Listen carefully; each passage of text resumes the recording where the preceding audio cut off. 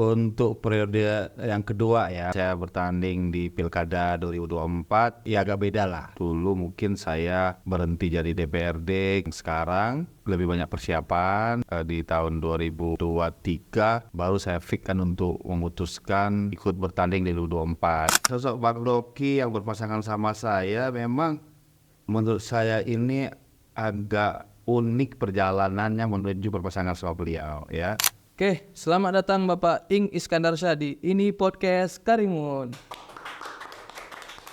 Oke, alhamdulillah Sobat Ini Karimun, kali ini kita kedatangan calon Bupati nomor urut 1 Bapak Ing Iskandar Syah di studio kita. Nah, kali ini kita akan membahas semua program beliau dan tentang beliau pastinya di momentum Pilkada kali ini. Oke Pak, selamat datang kami ucapkan di Ini Karimun.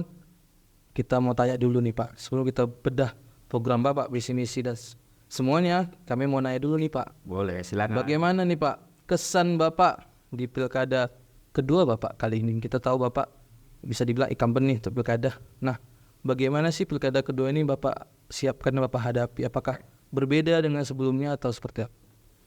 Baik, terima kasih. Ini podcast pada hari ini saya bisa hadir di sini, para pendengar semuanya. Untuk periode yang kedua ya, misalnya yang kedua kali ini saya bertanding di Pilkada 2024, ya agak beda ya. Kalau dulu mungkin saya berhenti jadi DPRD, kemudian bertanding ya, kemudian yang sekarang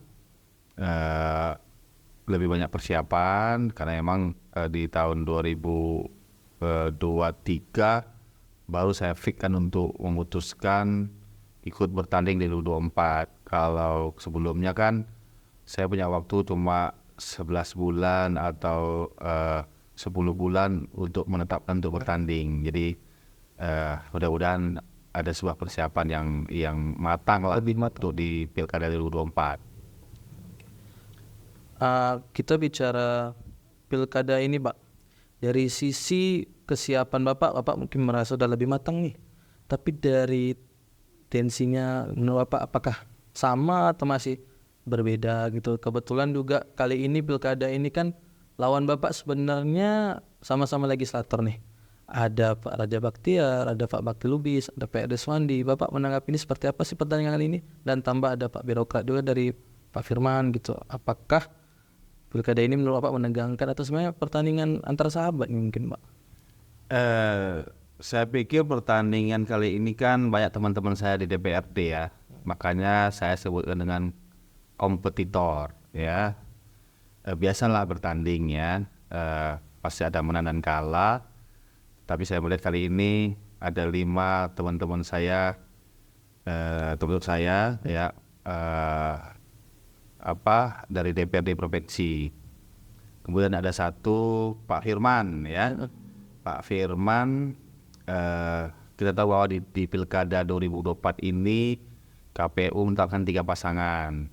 Jadi kalau saya lihat Pak Firman ini kan birokrasi ya. Yang saya bayangkan samalah dengan saya bertanding dengan Pak Anur Rafiq gitu kan.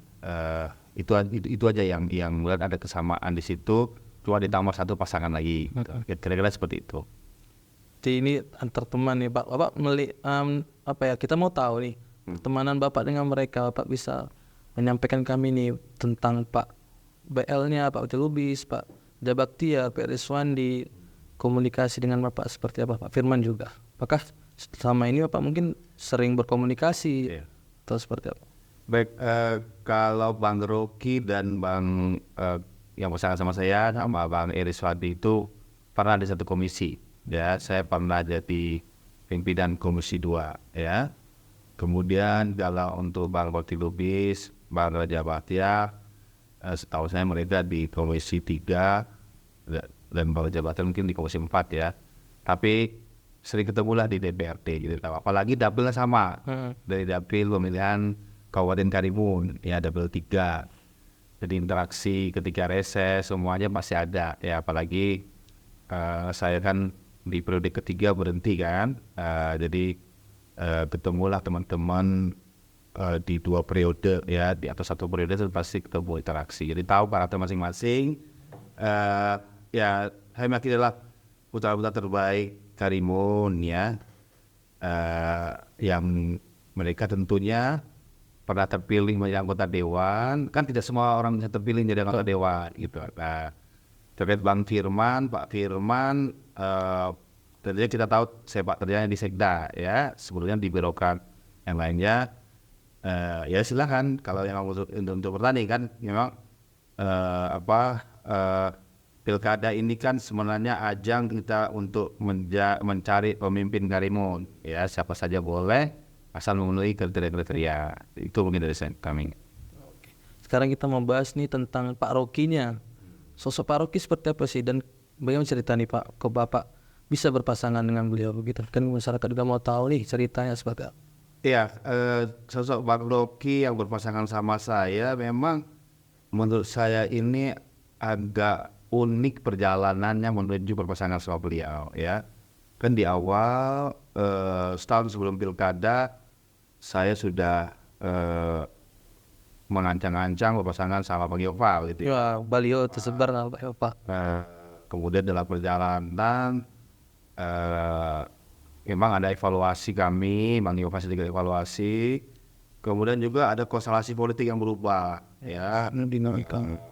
Ada semacam koalisi Indonesia Maju di 3 pusat ya. Nah, kemudian PKS juga terlibat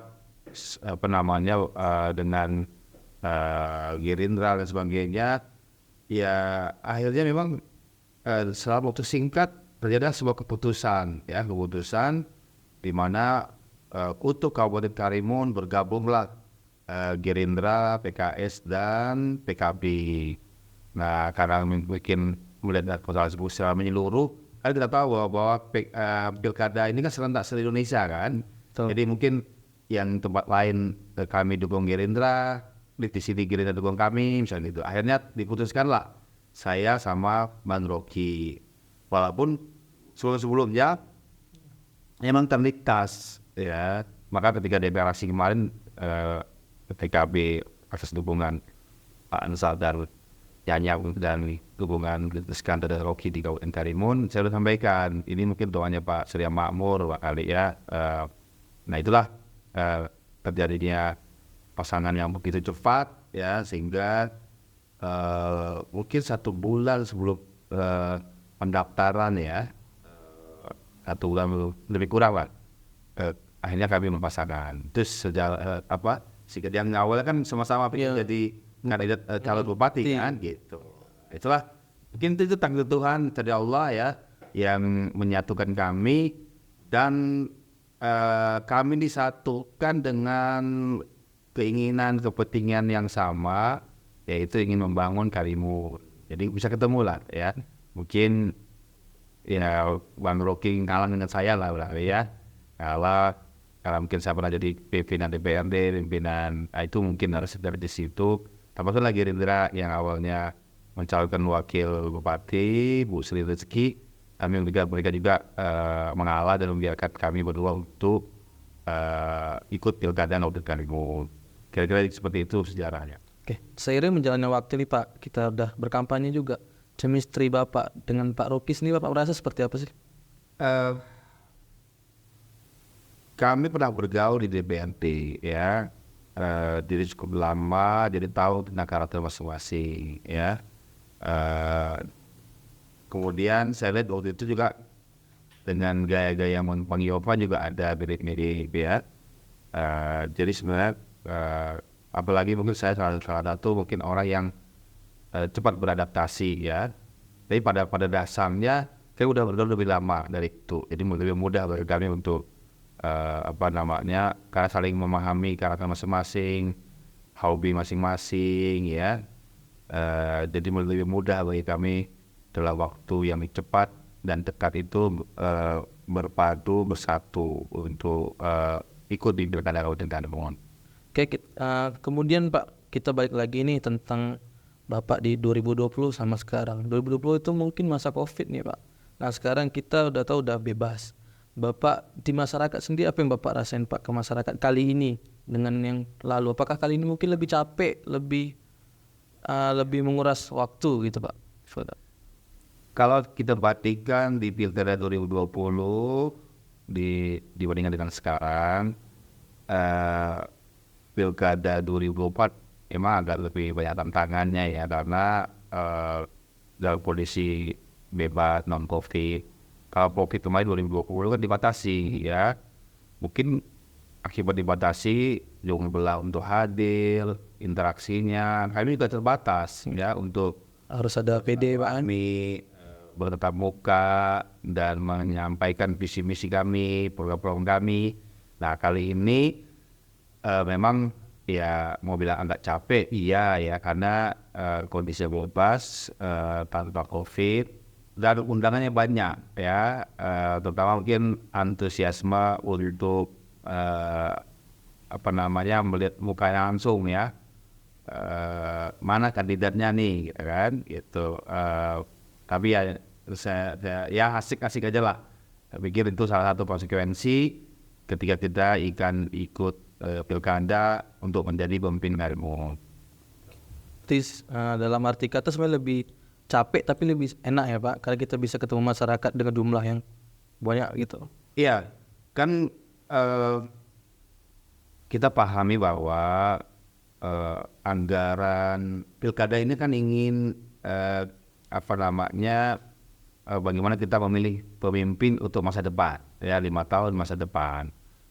Anggarannya juga nggak kecil ya, untuk Bawaslu, KPU, aparat keamanan dan lain sebagainya. Nah, tentunya dengan banyaknya kita berinteraksi dengan masyarakat, ketemu, masyarakat bisa lihat, dia tidak memilih pemimpin seperti kucing dalam karung kan. Oke. Itu mungkin kelebihan kita di 2024 kali ini ya. Jadi kita berusaha untuk sebanyak mungkin, seluas mungkin berinteraksi dengan masyarakat. Kalau bisa disampaikan nih Pak, sehari itu berapa titik Bapak biasanya Pak? Kalau kampanye besar itu ya, pertemuan masyarakat ya, itu bisa rata-rata 2 lah ya. Itu untuk pertemuan yang memang kami harus laporkan di KPU.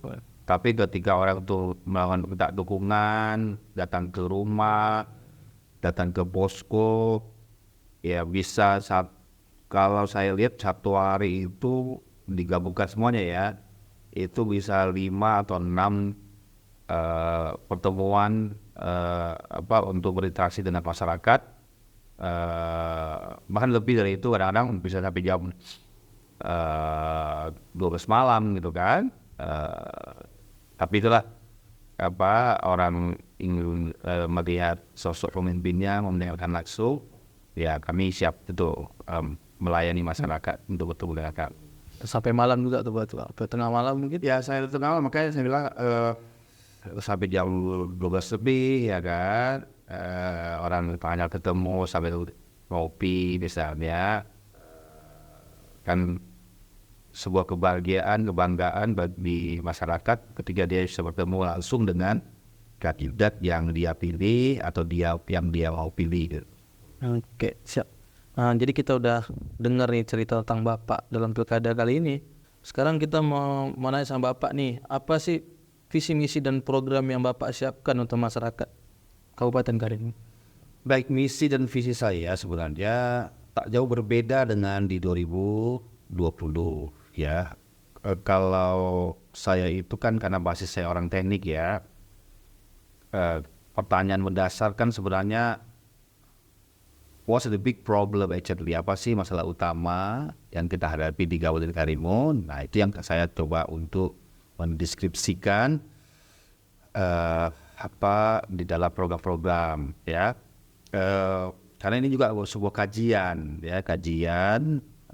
yang secara garis besar, kalau persoalan kesehatan, pendidikan, infrastruktur itu sudah menjadi kewajiban kita lah ya. Bagaimana kita ingin memperbaiki atau kita melanjutkan, itu karena juga ada hubungan dengan program-program pusat ya. Tapi kalau boleh saya sampaikan ada 2 yang saya identifikasi persoalan yang kita hadapi dan sama ternyata di 2024 ini, bahkan ya menurut saya tambah lebih ya maksud saya adalah ya perlu lagi sangat-sangat kita tingkatkan, perlu sangat-sangat kita perbaiki. Nah, dalam identifikasi kami itu ada 2 hal ya. Yang pertama adalah kebutuhan lapangan pekerjaan ya. Karena memang kami melihat daya beli masyarakat juga semakin rendah, itu bisa kita lihat di pasar-pasar atau orang jualan kadang-kadang pembelinya kurang ya. Itu mungkin menjadi indikator lah kenapa kami butuh mendorong terkait dengan lapangan pekerjaan. Yang kedua, kami mengidentifikasi terutama di 5 tahun terakhir itu kan persoalan kemampuan keuangan daerah ya, dan nanti yang ada hubungan dengan TPP, hubungan dengan tunda bayar para kontraktor misalnya, dan program-program yang lainnya di pemerintahan daerah kita ini ternyata ya banyak persoalan dengan keuangan. Nah, itulah kami harus mengatasi 2 hal itu, terutama lapangan pekerjaan, kemudian terkait dengan kemampuan keuangan daerah, fiskal kemampuan daerah lah soalnya boleh. Dan saya kasih contoh, kemarin 2024 kita sahkan 1,6 triliun, ternyata kan kita turutkan 1,4 pun kita masih punya tunda bayar, kemudian TPP tidak tepat waktu. Nah, itu mengindikasi bahwa kita punya masalah dengan keuangan, cash flow terutama. Nah, itulah setelah 2 itu kami rumuskan, baru kami bentangkan dengan program-program kerja. Gimana sih supaya orang punya uang, bagaimana pertumbuhan ekonominya bertambah, apa aja variabel yang perlu kami dorong agar 2 persoalan penting ini kita bisa selesaikan. Karena ini menyangkut masa depan orang banyak. Kira-kira seperti itu. Itu program Pak yang lebih spesifik ada nggak ya Pak siapkan yang contoh Bapak, kita membaca nih Bapak bilang menyiapkan kartu untuk masyarakat. Ini kartunya seperti apa nih? Apakah kartu saktinya Pak Jokowi gitu atau seperti apa? Ya, jadi gini, ketika kami berinteraksi dengan masyarakat kampanye, salah satu yang menjadi keluhan masyarakat adalah terkait dengan birokrasi. Ya, birokrasi. Contoh misalnya orang mau berobat. Nah, kami kan sering bilang bahwa yang namanya orang sakit ya perlu cepat kita tangani ya. Apalagi kalau dia sudah ada accident dan sebagainya. Nah, kadang-kadang kan ditanya macam-macam kan, birokrasi, KTP, BPJS, oke, itu nggak ada masalah. Tapi kalau orang misalnya terlambat, nggak punya ini, ya tentunya harus kita cepat tangani dulu gitu. Jangan birokrasi itu kita pentingkan dulu. Akhirnya kita karena nyawa pasien itu kan penting sebenarnya. Ini kan kemanusiaan gitu. Nah, itu kami konversikan dalam bentuk kartu. Jadi lebih mudah orang dilayani masyarakat. Ya, termasuklah kita mengkonversikan kartu untuk bantuan beasiswa, kemudian sembako murah ya, kemudian RT RW yang kita konversikan dalam bentuk kartu itu biar mudah aja. Biar mudah orang mengenal, oh ternyata pasangan Iskandar dan Rocky ini dia punya program yang yang memang dibutuhkan. Kemudian ketika masuk kepada implementasi itu sudah selesai, sudah terseleksi semuanya. Jadi kita nggak nanti ini lagi ada tahapan lagi kan gitu kan. Nah, itu yang perlu kami. Bisa jadi nanti kan kami buat database ya, biar kita memudahkan di dalam pelayanan birokrasi pemerintahan dan fasilitas umum lainnya dari pemerintah. Berarti kartu sakti ini lebih ke birokrasinya Pak, dan implementasi nanti seperti apa? Apakah dia langsung, misalnya kita tahu di daerah kan ada BPJS, ada Jamkesda untuk kesehatan gitu. Polanya kan seperti apa tuh Pak? Iya, kita tahu bahwa kalau di Karimun itu tidak semua tercover oleh BPJS ya. Ada Kemkesmas dulu diganti dari BPJS dan dibayar oleh pemerintah pusat daerah. Nah untuk kita tuh dari informasi yang kami dapatkan lebih kurang masih 20.000 orang lagi. Nah ini yang kami harus coba cover ya. Di samping itu kami juga melihat dari sisi pelayanan. Kayak kita layani aja dulu orang, nggak perlu Udah birokrasi. iya itu karena tadi mohon maaf walaupun mungkin dia nggak punya KTP pun ya karena kalau udah menyangkut tentang kesehatan menyangkut tentang nyawa manusia itu harus kita bantu. Nah itu mungkin yang kami ingin perbaiki di dalam mekanisme seperti itu ya. Jadi kartu itu sebenarnya hanya mempermudah kita untuk kan masyarakat itu kan perlu sebuah ini ya Pastian dan jadi gini pesan dalam menjelaskan dalam kita berkampanye bersosialisasi kita inginkan masyarakat nangkap apa yang kita inginkan apa yang kita mau ya. Nah supaya dia mudah untuk menangkapnya mudahkan kemudian nanti ketika sudah kami terpilih menjadi bupati dan untuk mengimplementasi kami mempercepat birokrasi itu dengan satu kartu dari semua kartu itu kami bisa jadikan satu ya seperti itulah kira-kira. kayak luar biasa berarti kayak kartu sakti dan orang langsung bisa ditangani dengan cepat ya Pak tanpa perlu tanya mana KTP, mana ininya, langsung ditangani gitu. Betul. Oke, target kita itu berapa banyak Pak atau seluruh masyarakat yang akan mendapatkan itu? Iya kan kartu ini kan tergantung dengan kriteria masyarakat ya yang bisa aja dia dapat satu kartu tapi dia ada beberapa fungsi ya.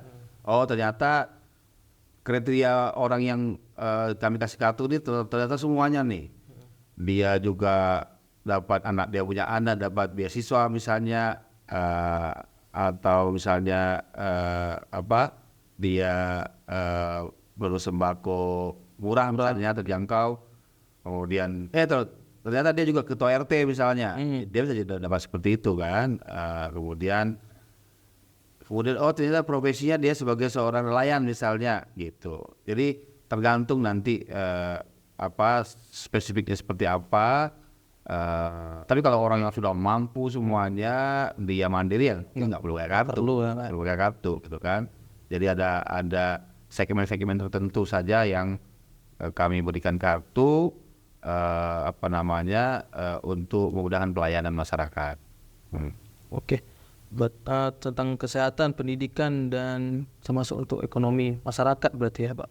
Oke Pak, sekarang kita mau nanya dari Bapak bagaimana statement Bapak tentang TPP ASN termasuk kesejahteraan dan Bapak juga menyampaikan kita fokus memperbaiki itu fiskal keuangan dan mungkin Bapak bisa sampaikan nih apa sih strategi Bapak untuk memperbaiki keuangan daerah itu termasuk menjamin ASN mendapatkan TPP karena kita tahu TPP ini jadi isu yang sangat masyarakat tanya-tanya nih Pak gimana biar bisa lancar gitu. Baik, saya ingin sampaikan dulu ya bahwa teman-teman kita di ASN maupun non ASN mereka adalah pegawai kita. Dia adalah bagian dari rumah tangga kita, ya. Tentunya sebagai seorang bapak atau sebagai seorang ibu, sebelum dia bicara kemana-mana semuanya, dia tentunya rumah tangganya itu juga ada rumah tangga yang sejahtera, yang bahagia. Karena ASN kan ini atau non ASN juga terkait dengan pelayanan masyarakat. Nah, kalau misalnya kalau TPP itu tidak tepat waktu misalnya, apalagi kami melihat juga nilainya juga sudah berkurang ya, tentunya kan ini menjadi kekecewaan teman-teman kita ya. Bagaimana dia ingin melayani masyarakat secara maksimal, optimal, kalau diri dia juga jadi masalah gitu. Ini mohon maaf ya, mungkin teman-teman ASN dan non ASN atau pegawai kita lah ya, tentunya mereka punya skema dalam keuangan mereka. gaji untuk bayar hutang misalnya. Bisa mungkin mereka mau nyicil rumah, wajar dong, mobil misalnya sebagainya. Nah, TPP ini kan mereka gunakan untuk makan, untuk membayar anak mereka sekolah, Sehari-hari kuliah, ya. yang lain-lainnya. Nah, ketika cash flow ini tidak jalan, hanya jadi masalah dengan keuangan mereka. Hanya mereka berutang nanti misalnya, ya. Kemudian tingkat pelayanan mereka pun sama masyarakat juga bisa rendah atau hilang. Ada yang jualan misalnya, ya mohon maaf nih, saya dapat informasi itu ada teman-teman kita dia hanya dia berjualan misalnya untuk memenuhi kebutuhan yang lainnya. Jadi inilah kenapa kami di dalam program unggulan di 2024 ini menempatkan memberikan perhatian kepada ASN dan non-ASN dalam program kami ini ya tadi ya, agar rumah tangga kami ini biar dia stabil dulu, sejahtera dulu, baru dia bisa ngurusin orang lain. Kira-kira seperti itulah bayangan gitu ya. Dan ini terjadi bukan tahun ini aja misalnya ya, ada tahun yang lalu misalnya. Nah ini yang jadi perhatian kami kira-kira gitu. Menurut Bapak, kenapa hal ini bisa terjadi, Pak? TPP terlambat ya? Apakah karena memang kondisi keuangannya atau seperti apa, dan apa strategi Bapak ke depan untuk itu? Baik, saya pernah jadi pimpinan Badan Anggaran, ya, pimpinan DPRD. Jadi memahami tentang struktur APBD, ya, pendapatan, belanja, pembiayaan, itu salah satu struktur APBD kita. Nah, tentunya ketika kita menganggarkan terkait dengan kepentingan pegawai, itu memang ada polanya, ada aturan-aturan yang mengikat ya. Nah, karena ini menyangkut masalah gaji, masalah kesejahteraan, harusnya juga menjadi prioritas ya, menjadi prioritas yang sudah kita plot di dalam APBD. Kita jangan belanja banyak-banyak kalau sesuatu yang nggak penting-penting, ya. Nah, akibat dari mungkin belanja yang nggak penting-penting, menurut kami ya, menurut hemat kami, yang tidak begitu prioritas, akhirnya ya Berdampak. dana daripada uang untuk membiayai teman-teman kita pegawai ya terkuras ya. Karena kita tahu bahwa di dalam model APBD itu cash flow-nya itu adalah pendapatan tahun berjalan. Jadi kalau abang misalnya mau ke supermarket, di koce abang punya 1 juta, harus ada uang 1 juta baru abang belanja 1 juta. Jangan abang belanja 1.200.000. Nanti abang pasti dimarahin sama kasirnya, ya, atau barang abang harus dikurangi. Beda dengan APBD. APBD baru asumsi penerimaan, uangnya uang tahun berjalan. Ketika kita salah memprediksi, tidak melihat dari beberapa aspek, yang contoh 1,6 triliun misalnya, akhirnya jadi 1,4. Jadi defisit. Nah, berarti kan belanja itu banyak ini potong, ya kan? Belum tentu juga yang 1,4 itu bisa terpenuhi lagi, gitu. Karena kemandirian uang kita, jadi kalau kemandirian itu adalah PAD pendapatan asli daerah. Nah itulah, nah setahu saya dari konstruksi lebih kurang lah ya, itu rata-rata 30-35% itu kemandirian APBD kita, ya, mungkin 35-37 misalnya, lebih kurang lah ya. Kan berarti kan belum sampai 100% atau nggak sampai 50%. Nah ini masalah kalau kita tidak hati-hati di dalam mengatur cash flow gitu. Nah ini yang mungkin nanti kami perbaiki lah ketika diamanahkan menjadi bupati nanti. Salah satu yang kami harus benahi adalah terkait dengan bagaimana mengatur cash flow, mengatur belanja. Jadi kalau belanjanya tak penting-penting, harus kami pangkas ya. Kami akan memprioritaskan bayar gaji di tepat waktu. nggak usah dinaik lah, paling tepat waktu. Kalau naik nanti itu kan ada beberapa variabel, tambah lagi. kami nanti kerja keras ya, PAD harus kami tingkatkan dan sebagainya. Kira-kira seperti itu. Berarti dalam artian Bapak bakal fokus mengatur cash flow, termasuk dengan belanja yang nggak penting nggak usah berarti Pak. Nah itu kita tahu nih Pak, belanja pegawai ini kan gede nih Pak. Lagi termasuk jumlah honorernya, jumlah ya honorer sangat banyak nih Pak. Ada kaitan ke situ, dan belanja yang seperti apa yang Bapak maksud harus dipangkas Pak? Ya, tadi saya mohon maaf nih, saya harus sampaikan. Saya yakin di 2025 pun kita banyak membayar utang, ya, oleh cash flow sekarang, ya. Jadi memang kita harus kerja keras kalau kita ingin menjadi pemimpin Karimun ke depan, ya. Tapi kami meyakini bahwa kita punya solusi, ya. Karimun ini bukan dari yang miskin sebenarnya, ya. Pemimpin itu harus kreatif dan inovatif, ya, terutama bagaimana kita bisa mengurangi belanja-belanja kita dengan mengambil dana-dana dari provinsi, APBN provinsi, bekerja sama dengan pusat. Nah itu salah satu ya. Nah kemudian PAD kita harus kita tingkatkan, ya. Mungkin kita akan perkuat BUMD, kita akan memperkuat sektor-sektor pendapatan lainnya, ya. Kemudian kita juga harus menurut saya menghemat. Contoh misalnya saya sampaikan ke Bang Rocky, kalau kita jadi wakil bupati mungkin dalam pakai mobil dinas yang baru-baru dulu lah, ya. Kita yang ada dulu, pemimpin itu nggak perlu lah, saya bilang. Tuh kalau di Karimun kan naik mobil biasa pun bisa kan gitu. Tak harus naik mobil yang baru-baru, yang sudah ada sih kita pakai aja. Nah itu salah satu kita mengurangi. Termasuk lah misalnya kita berpergian. Saya kan sebenarnya salah satu hobi juga pakai kendaraan umum. Dari dulu waktu saya kuliah pun saya pakai umum, ya. Bahkan kadang ke Jakarta sampai sekarang pun saya suka pakai Transjakarta, ya, supaya gak ingin macet, ya. Apalagi mungkin tentang lingkungan, ya, polusi, CO2, ya, karbon dioksida misalnya, ya. Jadi kita emang nggak perlu yang nggak penting-penting. Ya kalau misalnya kita ke Tanjung Batu ya kita bisa pakai umum misalnya, ya. Jangan kalau misalnya kita pakai kapal-kapal sendiri kan berarti kan harus bensinnya, ya, solarnya. Nah itu kan bisa kami hemat-hemat. Kalau yang bisa pakai umum berapa tidak. Nah kira-kira seperti itu yang nah juga kepala dinas lah.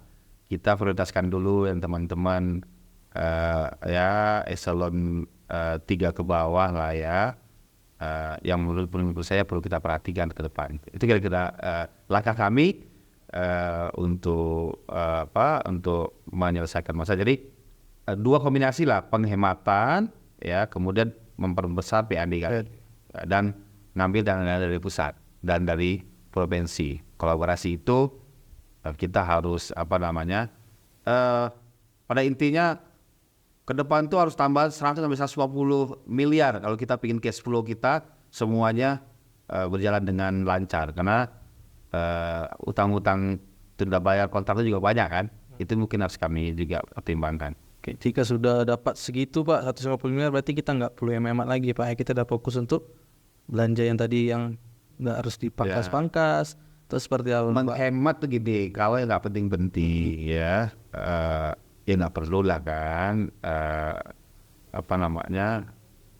ya kalau kita bisa makannya sepiring nasi kenapa kita harus 2 piring misalnya, kan? Kira-kira gitulah, ya. Lebih bagus kita pentingkan uang itu untuk masyarakat, untuk rakyat, untuk pegawai-pegawai kita yang mungkin mereka punya kebutuhan kan gitu.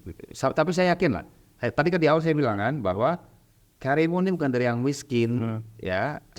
Insya Allah dengan kreativitas kita akan kembangkan 14 kecamatan yang pulau-pulau yang besar, ya. Jadi ada pusat pertumbuhan ekonomi baru.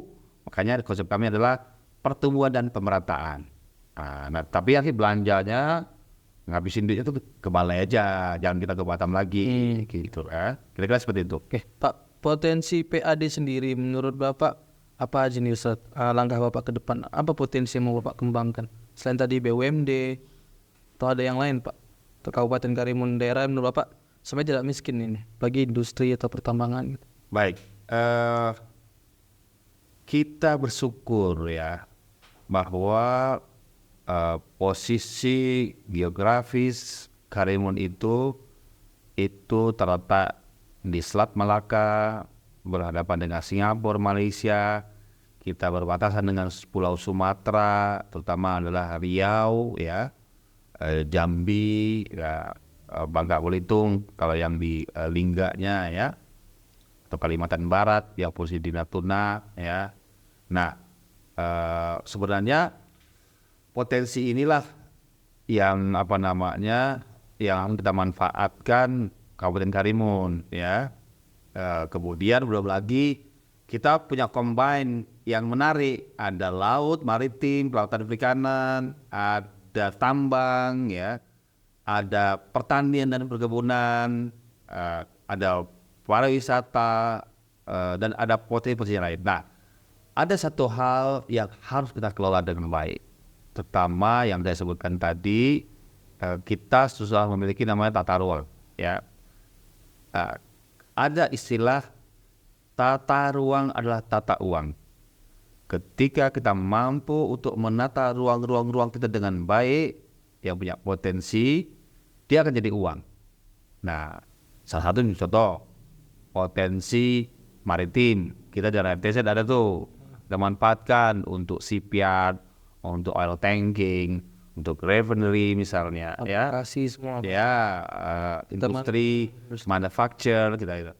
Kemudian di Kuntur kan lahannya banyak gitu, pertanian modern, ya. Harusnya kita pakai apa?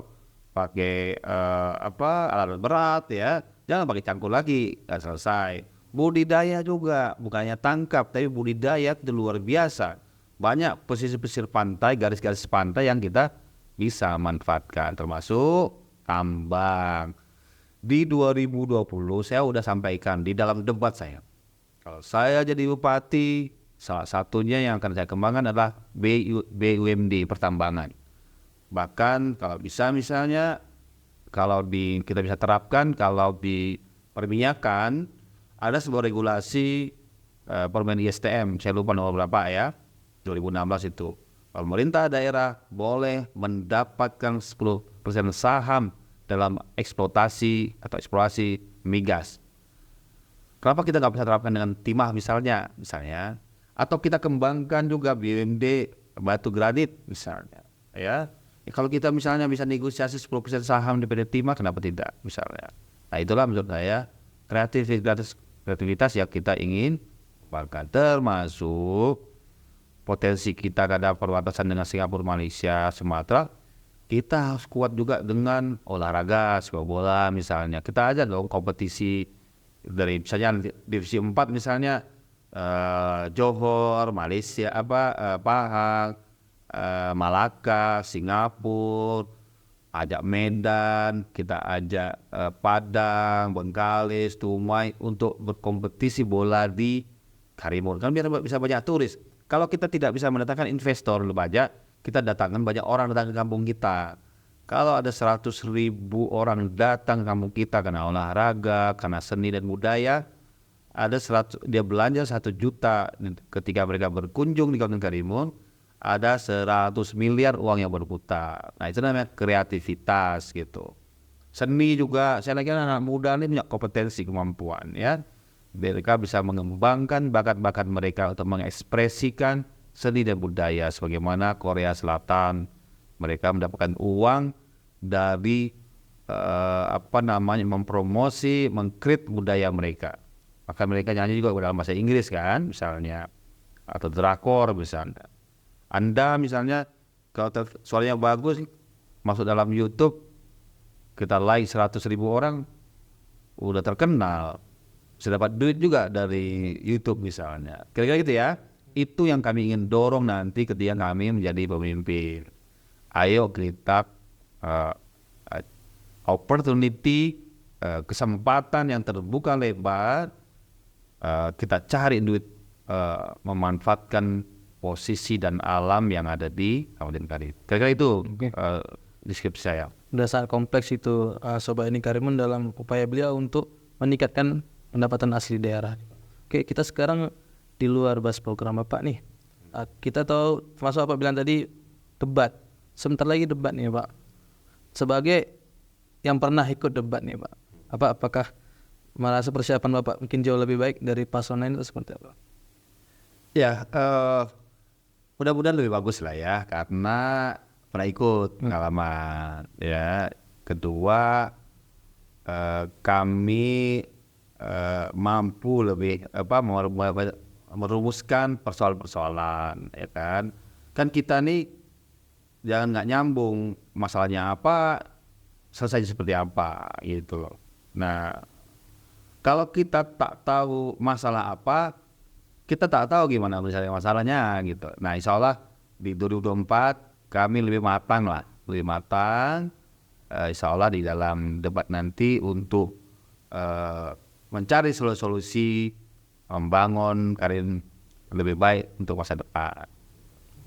Itu bisa dikatakan lebih siap nih Pak ya. Secara mental juga lebih siap berarti nih. Secara ya namanya menjadi pemimpin itu ya dia harus siap ya dalam kondisi apapun seperti itu. Nah, siap. Sekarang kita mau bahas nih Pak tentang pilkada sekarang. Pilkada sekarang kita tahu udah kental nih dengan digitalisasi Pak. Bahkan berkampanye juga bisa di media sosial. Paslon Istrok memaknai ini seperti apa sih Pak? Ya, sekarang ini memang tren di media-media sosial harus kita manfaatkan, apalagi segmen anak-anak muda, milenial, Gen Z ya. Rata-rata mereka punya gadget di tangan mereka, punya HP di tangan mereka ya. Jadi kita nggak mungkin menjangkau hak pilih di Karimun ini kan 124.000 orang, 124.000, tak mungkin lah semua yang kami masuk ketemu orang.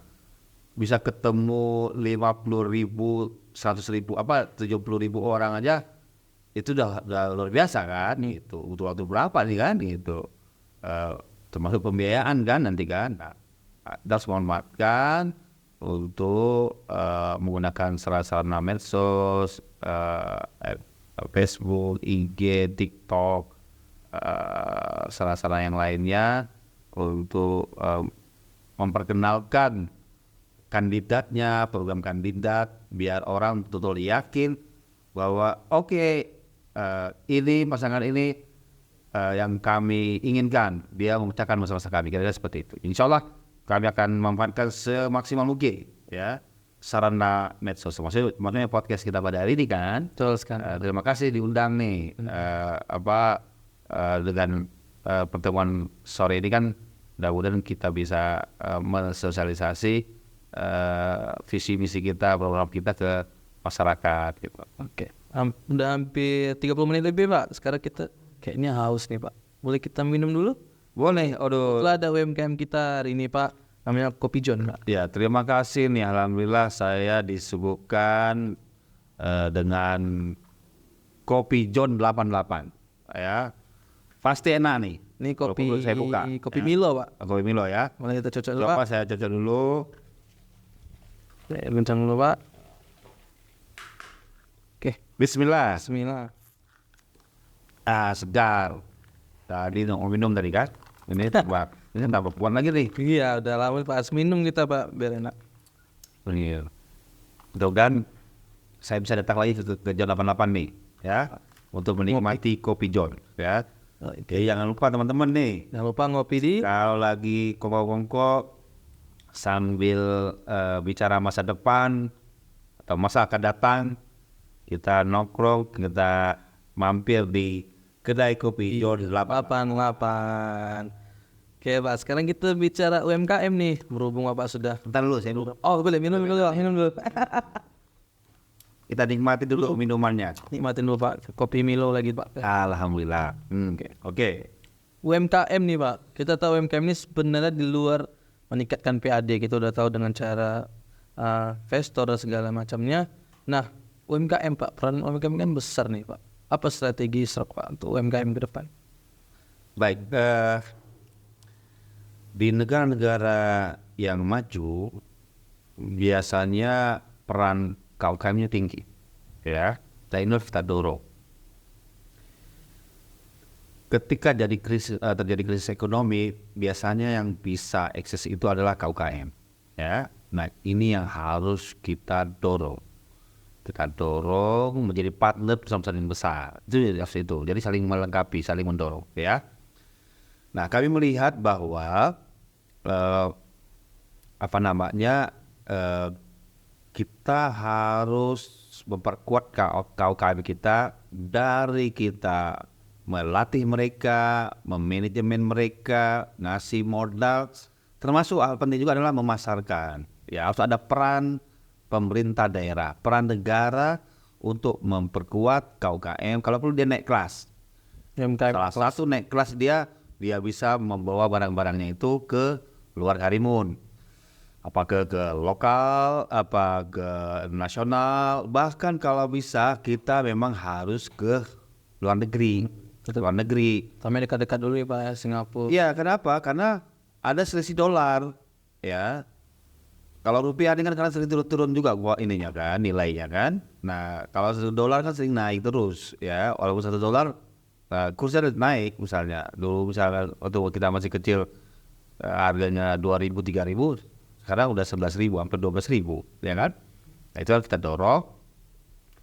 Kalau kita ingin menguatkan KUKM, termasuklah tadi kan packaging misalnya, itu juga tadi kalau mau masuk ke dunia yang lebih luas, maka kita harus juga bantu mereka packaging dari A sampai Z, dari hulu ke hilir, itu kita coba bantu mereka.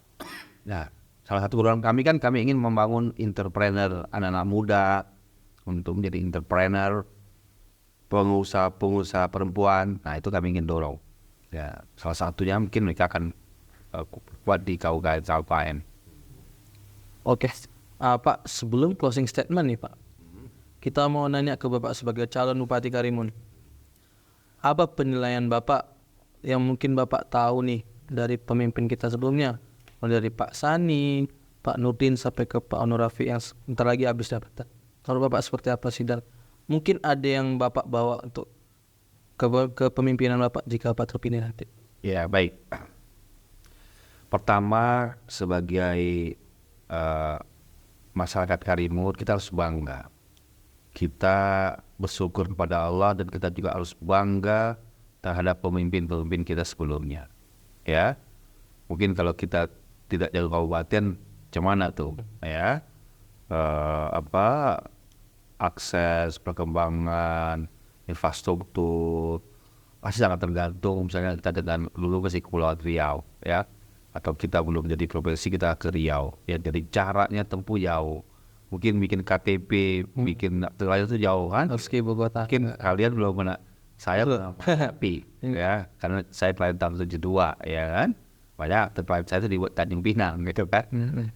Nah, Pak Sani itu sudah membangun basis-basis birokrasi, termasuk infrastruktur, misalnya kantor bupati, masjid, rumah sakit, jalan poros, gedung olahraga, kemudian diperkuat oleh Pak Nurdin di dalam membawa. Kan itu kan belum selesai kan? Diperkuat sama Pak Nurdin. Kemudian kita ada FTZ, Free Trade Zone, yang dibangun oleh zamannya Pak Nurdin, ya. Banyak perusahaan yang masuk, termasuk Saipo, ya, oil tanking, mungkin PT MOS, mungkin Sembawang, ya, diperkuat lagi, ya. Kemudian banyak perusahaan-perusahaan yang lain yang masuk, makanya orang berbondong-bondong untuk kerja di Karimun. Makanya pertumbuhan ekonomi kita luar biasa dulu, ya. Kemudian yang berikutnya Pak Onur Rafiq, ya memang kita harus hargai Pak Onur Rafiq, ya. Cuma memang yang harus kita perkuat lagi, perbaiki lagi itu dasar-dasar ekonomi, ya.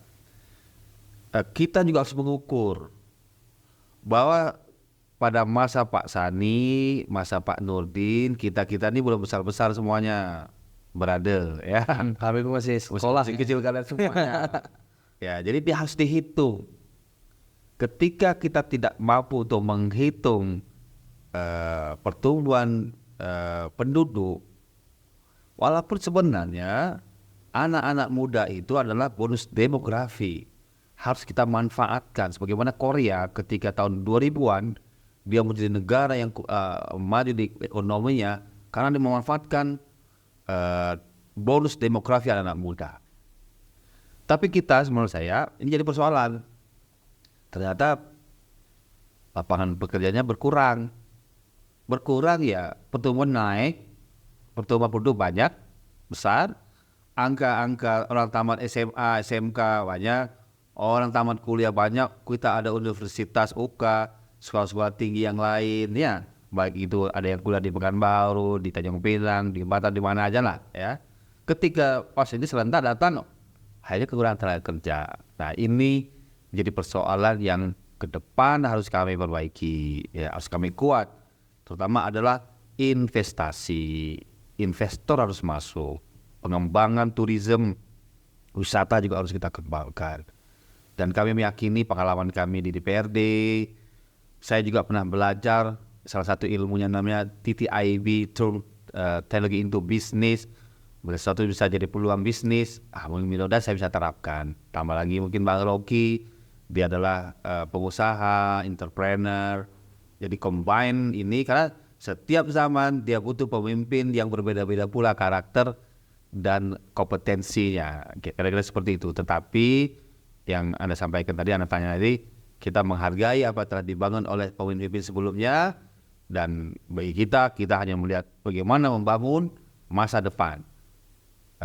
Saya pernah menulis sebuah buku yang inti buku itu adalah kita punya the glory of the past, kita punya kejayaan masa lalu. Mengapa kita tak mampu untuk membangun the glory of the future, membangun kejayaan masa depan? Kira-kira seperti itu. Itu udah master plan banget nih Pak ya. Ya. Kita siapkan teman Pak. Ya, kami siapkan rancangan itu. Oke Pak, jadi kita udah masuk penghujung nih. Kami mau kasih kesempatan untuk Bapak closing statement ke masyarakat. Mungkin bisa Pak sampaikan di sini Pak. Baik, ini mungkin terkait dengan pilkada ya. Boleh. Pilkada, Apapun. ya kami hormati masyarakat Kabupaten Karimun, ya dimanapun Anda berada di 14 kecamatan, ya, karena ini adalah masa kampanye. Kemudian tanggal 27 November kita akan pilkada. Mari kita melaksanakan kampanye pilkada dengan hati yang senang, gembira untuk memilih pemimpin kita. Suasana kondusif itu yang kita butuhkan di dalam membangun demokrasi yang baik. Apapun pilihan kita, si A nomor 1, ya kalau bisa nomor 1 ya, nomor 2 atau nomor 3 atau nanti gubernur, silakan ya, silakan.